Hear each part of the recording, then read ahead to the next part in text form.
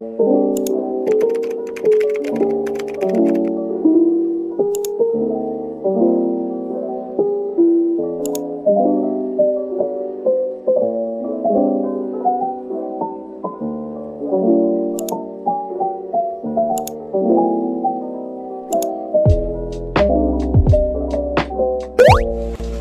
kembali lagi dengan aku di sini. Topik pembahasan kali ini kita akan membahas manajemen kinerja.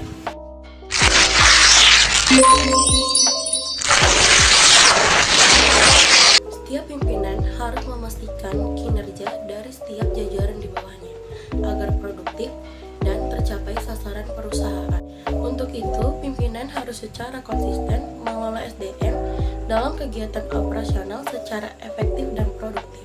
Kegiatan ini dinamakan dengan manajemen kinerja. Saya Jelita Dwi Jayanti, mahasiswi Institut Bisnis Muhammadiyah. Kali ini bakal membahas tentang manajemen kinerja. Yuk kita lihat pembahasannya. Manajemen kinerja.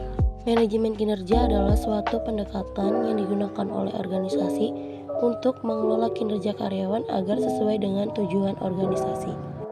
Manajemen kinerja sendiri melibatkan perencanaan, pengawasan, pengukuran, evaluasi, dan pengembangan kinerja karyawan dengan tujuan untuk meningkatkan efektivitas, efisiensi, dan pencapaian hasil organisasi.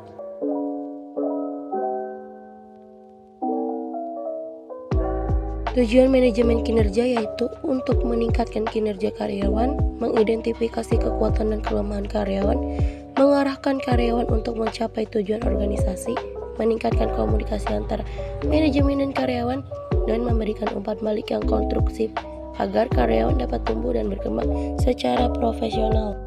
Fungsi manajemen kinerja yaitu penetapan tujuan, pengukuran kinerja, umpan balik, pengembangan karyawan, pengambilan keputusan, dan yang terakhir, pengakuan dan penghargaan. Selanjutnya, tahapan manajemen kinerja. 1. Penetapan tujuan. Tujuan yang jelas dan terukur ditetapkan untuk karyawan atau tim yang sejalan dengan tujuan perusahaan. Yang kedua, pengukuran kinerja. Kinerja karyawan atau tim diukur secara objektif berdasarkan tujuan yang telah ditetapkan perusahaan. Yang ketiga, umpan balik, di mana tahap ini membantu karyawan untuk memahami sejauh mana mereka telah mencapai tujuan mereka dan mengidentifikasi area yang perlu diperbaiki. Yang keempat, perencanaan pengembangan. Rencana pengembangan individu atau tim dapat disusun untuk membantu karyawan meningkatkan keterampilan dan kinerja mereka di masa depan. Yang kelima, pengelolaan kinerja. Hal ini melibatkan identifikasi masalah kinerja dan pengambilan tindakan perbaikan jika diperlukan. Yang keenam, pengakuan dan penghargaan.